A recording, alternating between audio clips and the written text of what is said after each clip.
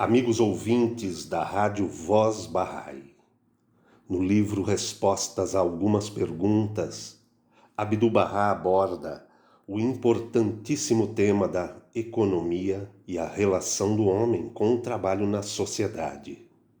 Diz Abdu'l-Bahá: perguntastes acerca de greves. É um assunto que apresenta atualmente, e por muito tempo ainda há de apresentar, grandes dificuldades.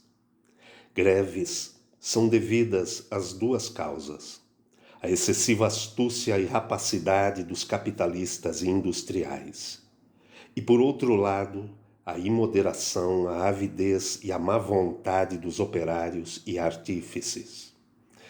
Faz-se mister, pois, remediar ambas as causas. As leis da nossa civilização atual são, em grande parte, responsáveis por esse estado de coisa, pois permitem a um pequeno número de indivíduos acumular fortunas inestimáveis, muito além de suas necessidades, enquanto a maioria permanece desprovida, destituída de tudo, entregue à mais completa miséria. Isto é contrário à justiça, a todo sentimento de equidade ou humanidade. É a culminância da iniquidade, a verdadeira antítese daquilo que agrada a Deus. Este contraste é peculiar ao mundo humano. Entre as outras criaturas, isto é, entre quase todos os animais, existe uma espécie de justiça ou igualdade. No caso de um rebanho sob os cuidados de um pastor, ou de um grupo de cervos nos campos, ou de pássaros nos prados, planícies, colinas ou pomares, cada um recebe em geral sua parte justa, baseada na igualdade. Esta desigualdade nos meios de subsistência não se encontram entre eles, absolutamente, e por isso vivem em paz e em perfeito contentamento. Muito diferente é o caso da espécie humana, a qual persiste em grandíssimo erro, em absoluta iniquidade. Consideremos: um homem acumula tesouros, colonizando uma região em seu próprio interesse. Adquire uma fortuna incalculável, usufruindo lucros enormes, rendas que deslizam como um rio, enquanto a 100.000 infelizes, fracos e desvalidos, falta até o pão. Não há justiça, nem fraternidade neste estado de coisas. Vemos que assim é impossível existir tranquilidade ou contentamento entre os homens. Vemos quanto isso prejudica o bem-estar geral e torna infrutífera a vida coletiva. De fato, um grupo muito limitado tem em suas mãos a fortuna, o prestígio, a direção total do comércio e da indústria, ao passo que os demais têm de se submeter a uma grande série de dificuldades, a inúmeros desgostos, não podendo participar de lucros ou de quaisquer vantagens, nem adquirir conforto ou sossego. Urge, pois, uma legislação limitando as fortunas excessivas de certos indivíduos e aliviando a miséria de milhões de pobres. E assim certa moderação seria obtida. É impossível, porém, a igualdade absoluta de fortunas e honras, como também a igualdade na direção do comércio, da agricultura e da indústria, pois isto destruiria por completo a ordem da comunidade, condicionada à falta de conforto, o desânimo, uma desorganização nos meios de subsistência, enfim, um desapontamento universal. Há grande sabedoria, pois, em não se fazer uma lei impondo a igualdade. É preferível a moderação operar por si mesma. O essencial é que leis e regulamentos impeçam a acumulação de fortunas excessivas nas mãos de uns poucos, e ao mesmo tempo providenciem as necessidades das massas.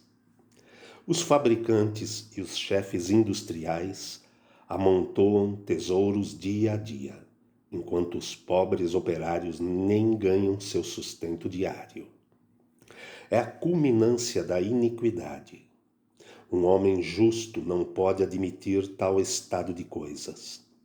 Devemos estabelecer leis segundo as quais o trabalhador receberá não somente seu salário, mas também sua parte nos lucros.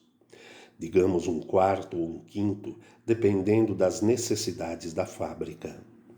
Ou então, por algum outro sistema, devem operários e patrões participar equitativamente dos lucros e das várias vantagens. Compete ao dono da fábrica, à direção, à administração, mas ao operário cabe o trabalho, a lida. É justo, pois, que este receba um salário que lhe garante um sustento adequado, sendo-lhe facultado também, ao envelhecer ou tornar-se incapacitado e ter, assim de abandonar o trabalho, receber do dono da fábrica uma pensão suficiente. O salário deve ser sempre adequado, para que o trabalhador esteja satisfeito com a quantia recebida e possa guardar um pouco para os dias de invalidez e consequente necessidade. Quando assim se fizer, não poderá mais o dono da fábrica acumular dia após dia muito além de suas necessidades, sem levar em conta o fato de que um capitalista se sujeita a grandes dificuldades e aborrecimentos, podendo até sucumbir sob a carga tremenda de uma fortuna desproporcionada, pois a administração de uma fortuna excessiva é assaz difícil e esgota as forças naturais do homem. Por outro lado, os trabalhadores não mais se encontrarão em necessidade, em plena miséria, nem sujeitos no fim da vida às mais penosas provações e privações.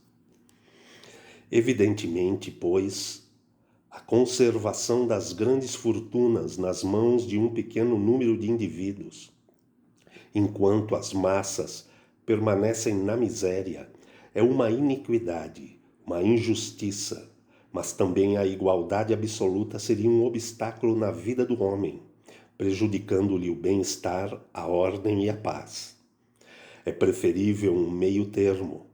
Depende de os capitalistas se moderarem na aquisição de lucros e levar em conta o bem-estar dos pobres e necessitados. Como já dissemos, os operários devem receber não somente um salário fixo, mas também uma parte nos lucros gerais da empresa. É de suma importância a legislação social que garanta os direitos de ambos, patrões e operários, permitindo que aqueles tenham lucros moderados e estes os meios necessários de subsistência, bem como segurança para o futuro quando não puderem mais trabalhar devido à velhice ou fraqueza, ou quando morrerem deixando filhos menores, para que estes não sucumbam à pobreza. Eles têm direito a uma parte da renda da empresa para lhes proporcionar meios de subsistência. Por outro lado, os trabalhadores não mais deveriam revoltar-se, nem fazer demandas além de seus direitos, nem fazer greves ou pedir salários desproporcionados. Devem ser obedientes e submissos.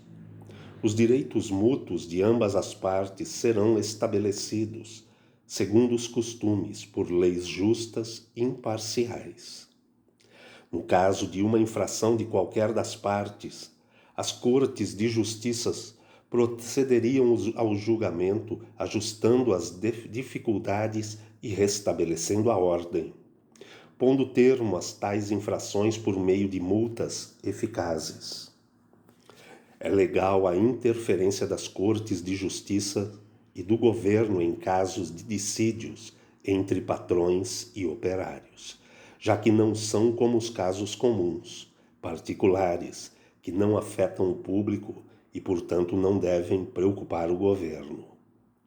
As divergências entre patrões e trabalhadores, embora pareçam simples questões entre indivíduos, causam realmente prejuízos à comunidade, pois o comércio, a indústria, a agricultura e os negócios gerais do país estão todos intimamente ligados, tanto que se qualquer deles sofrer uma injustiça, a coletividade também sofrerá.